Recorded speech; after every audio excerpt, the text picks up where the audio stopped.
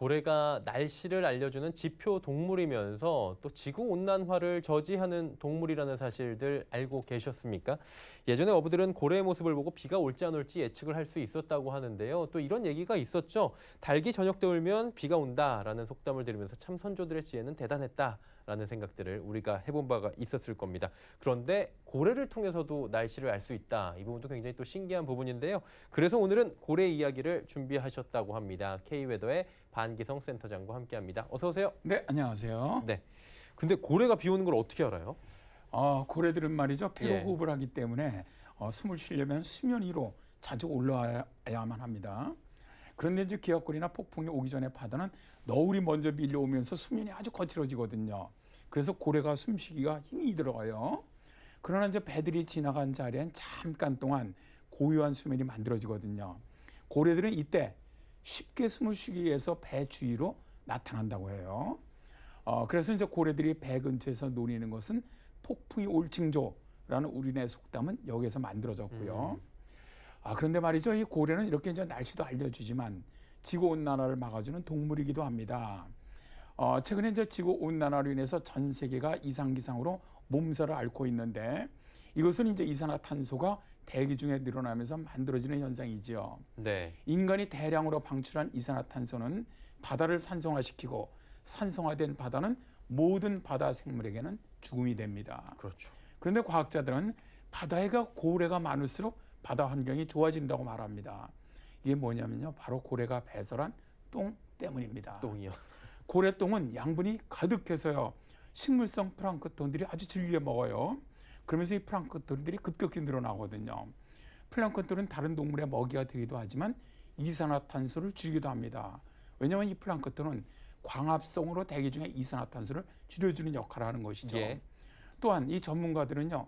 식물성 플랑크톤이 죽으면서 바다 밑바닥에 가라앉거든요. 예. 이때 격리시키는 이산화탄소 양이 매년 20만 톤이나 된다고 합니다. 또 여기에 더해서 말이죠. 예. 고래들은 죽게 되면 바다에 가라앉게 되는데 고래 몸 자체가 거대한 탄소 저장고거든요. 그러니까 바다 밑바닥에 엄청나게 많은 양의 탄소를 격리해 주는 것이죠. 그러니까 고래는 바다의 산성화를 막고 지구온난화를 막아주는 아주 매우 좋은 동물입니다. 지금 최근에 그 지구가 이산화탄소가 급격하게 증가하면서 기상 이변이 생기고 있는 건데 그럼 고래가 굉장히 또 구원투수 역할을 해줄 수 있지 않을까라는 생각도 드는데요. 맞습니다. 네. 예, 말씀하신 것처럼요. 이 얘기가 IMF에서 발표를 했죠. 이산화탄소를 줄이는 구원투수가 고래다라고 밝혔는데요. 이제 IMF의 경제 전문가들은 고래가 인류에 제공하는 경제적인 가치가 한 마리당 약 24억 원에 달한다라고 발표를 했는데요. 네. 이것은 이제 고래의 이산화탄소 포획 능력, 또 배설물이 가져다주는 혜택 이런 것들을 갖다가 경제적 가치로 환산한 건데요. 메인 대학의 앤드루 퍼싱 교수는 대왕고래와 밍크고래 그리고 혹등고래 등 8종의 고래가 죽은 다음에 해저로 가라앉았을 때 이산화탄소를 얼마나 심해에 저장하는지를 추정을 해봤습니다. 예. 그랬더니 놀랍게도 매년 3만 톤에 달하는 이산화탄소가 심해에 갇히더라는 것이죠. 반면에 고래를 잡아먹으면 엄청난 이산화탄소가 고래 몸 밖으로 나온다고 합니다. 퍼싱 박사는 지난 100년간 고래잡이로 공기 중에 배출된 이산화탄소의 양을 계산해봤어요. 그랬더니 어림잡아서 1억 톤 이상의 이산화탄소가 대기 중에 방출되었다고 합니다. 이 정도의 이산화탄소의 양은 말이죠. 예. 온대림 13만 제곱미터가 불에 탔거나 또는 군용지프 12만 8천 대가 100년 동안입니다. 쉬지 않고 주행했을 때와 맞먹는 탄소량이라고 합니다. 예, 지구온난화가 경제에 엄청난 악영향을 지금 주고 있는데 그렇다면 고래가 이 리스크를 좀 없애주는데 많은 도움을 주는 한마디로 경제적인 동물이라고 할 수 있겠네요. 그렇습니다. 그래서 이제 IMF 학자들은 고래 한 마리의 경제적 가치를 약 24억 원이라고 아까 말씀드렸지 예. 않습니까? 현재 고래들은 탄소 배출량의 시장 가격을 적용을 해서 고래가 포획하는 탄소의 금전적 가치를 합계한 다음에 생태 관광 등을 통해서 고래가 가져다주는 기타 경제적 효과를 추구한 건데요. 이를 전 세계 고래 개체수로 다시 환산하면 1조 달러. 그러니까 우리나라 돈으로 무려 1,200조 원에 달한다고 합니다. 어마어마하네요.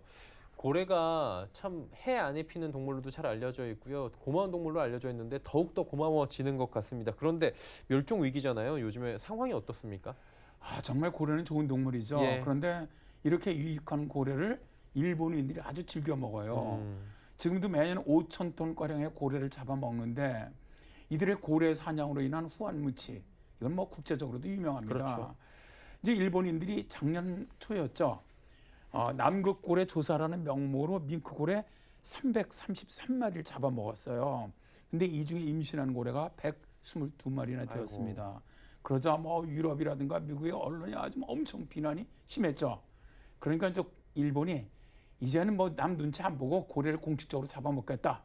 그래서 작년 12월이죠. 2018년 12월에 국제포경위원회를 탈퇴해버렸습니다.